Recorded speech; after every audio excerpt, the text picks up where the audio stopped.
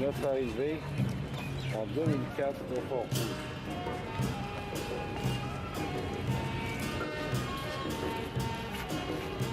Et nous pénétrons à l'intérieur du port par la porte de Lahore. Ici, c'est la salle du conseil où on recevait les gens, sous lequel il y avait le trône du Shah qui fut emporté par les Perses. D'entrer dans la salle des audiences publiques, le trône qui est entièrement en marbre blanc, le trône plutôt la plateforme qui est en marbre blanc, avec la canopée où on voit la jolie peinture, et ce n'est pas la peinture, ce sont les pierres semi-précieuses, malaki, les lapis lazuli, les cornalines, les onyx qui sont incrustés sur le marbre blanc. En bas, vous avez le siège et à l'heure précise tous les jours, l'empereur va s'installer sur le trône qui est là, sous la canopée, et avec les gens, les sujets qui venaient avec leurs plaintes et leurs requêtes quotidiennes. Et derrière, si vous voyez sur la vraie rouge, vous avez quelques petites fenêtres. Ça, c'est des plafonds. Il y avait double plafond, le plafond en bois peint en or qui est plaqué sur le plafond.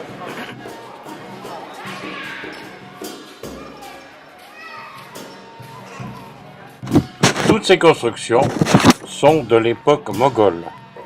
Et toute l'histoire de l'Inde, des empereurs un peu despotes qui ont fait réaliser tous ces chefs-d'œuvre.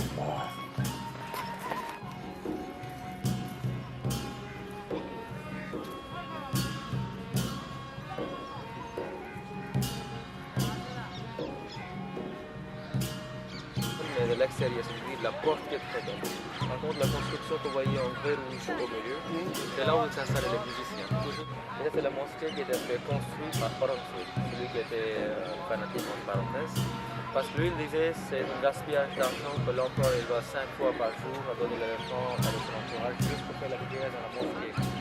Donc il a fait pour tout, vous voyez, là, il passe par la salle des audiences publiques, la construction qui est là. Elle était le prince de Bengale Noor Jahan et qui était déjà marié à un homme appelé Sher Khan, qui est son nom. Et Djahangir, quand elle avait entendu parler de la beauté de cette femme, qui était vraiment très très Le pont va être dans l'escalier.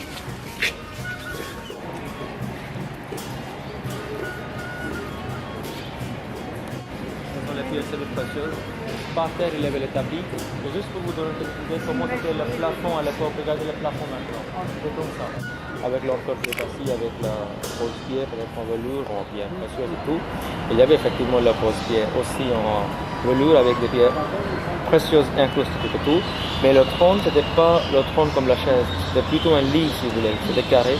Mais le dossier qui était dans la forme d'un pont, qui était incrusté que des pierres précieuses, même pas une pierre semi-précieuse, que des pierres précieuses qui étaient incrustées.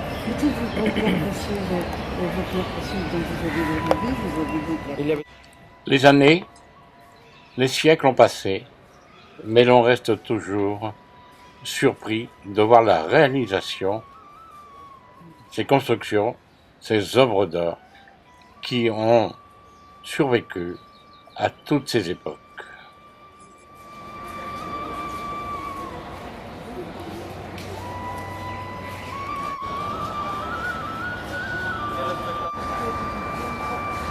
Le trône du camp.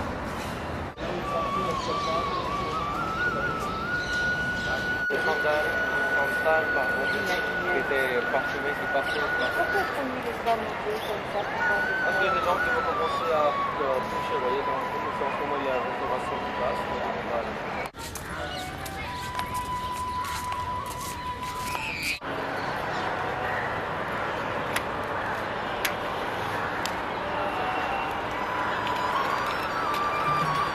Derrière se trouve la Yamunia, la rivière.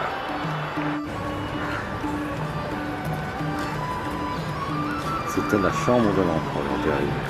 Martha est là, avec le plus grand gâteau de la elle est d'abord il y a la nuit, et après on est dans la vie par terre.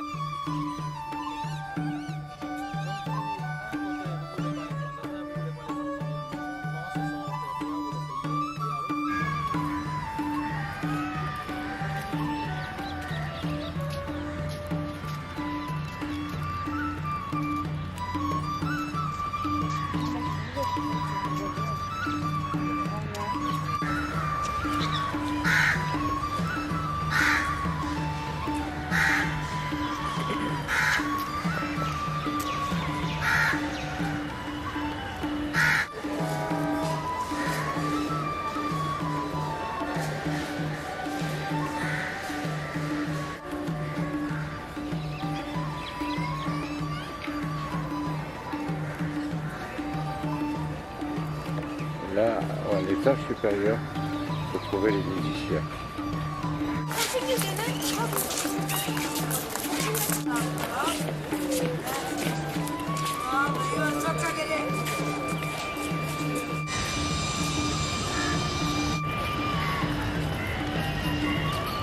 Et nous quittons ce mardi 6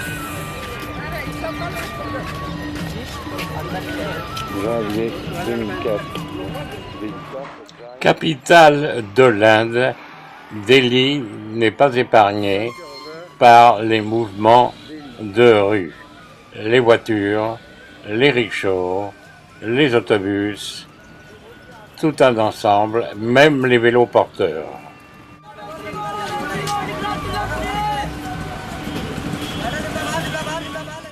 Il ne fait pas très chaud et vous avez la possibilité de manger un petit encas.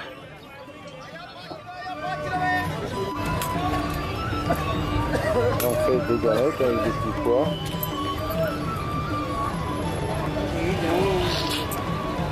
Et tu quoi tu vas manger? Oui. C'est Vendeur à la sauvette de différents articles.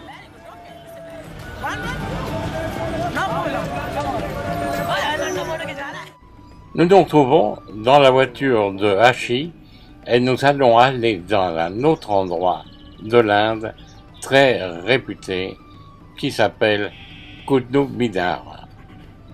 En attendant, voyez un peu la circulation.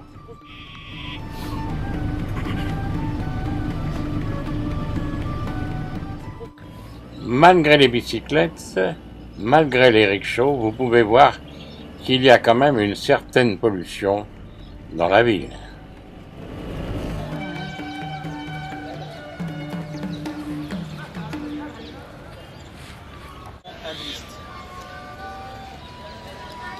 Il était hindouiste, mais la fête, c'est dans la mosquée de Notre Dame. Derrière, vous avez une très jolie image d'un feu, et avec la main gauche, elle a la petite glace qui c'est vrai, oui. C'est comme on a vu dans la Khajuraho aussi.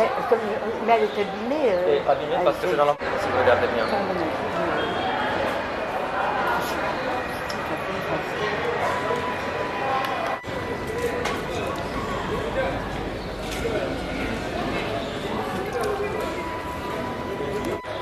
Et toutes ces colonnes, elles portent le style typiquement hindouiste, mais comme dans la mosquée, donc elles ont enlevé les images. Direct.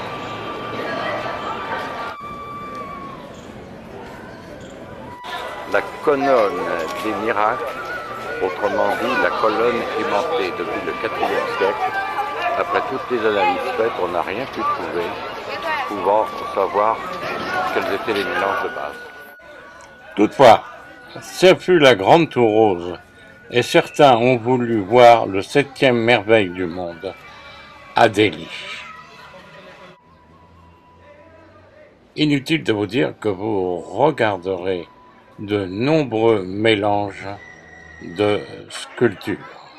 Les anciennes écritures hindouistes, les sculptures hindouistes, abîmées par les musulmans.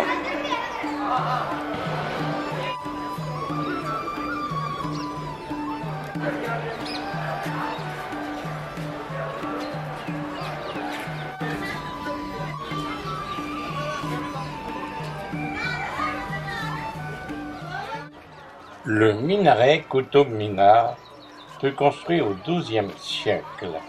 C'est le plus haut minaret de l'Inde. Il fut construit avec la destruction des parties d'un temple ancien hindouiste.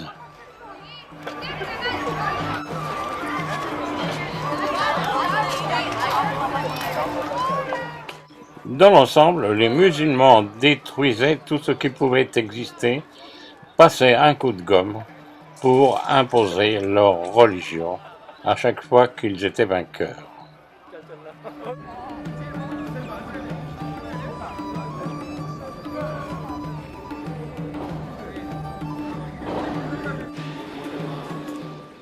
À ce jour, à côté de Qutub Minar, il y a de nombreuses constructions, des architectures à ne pas hésiter à aller voir si vous vous rendez à Delhi.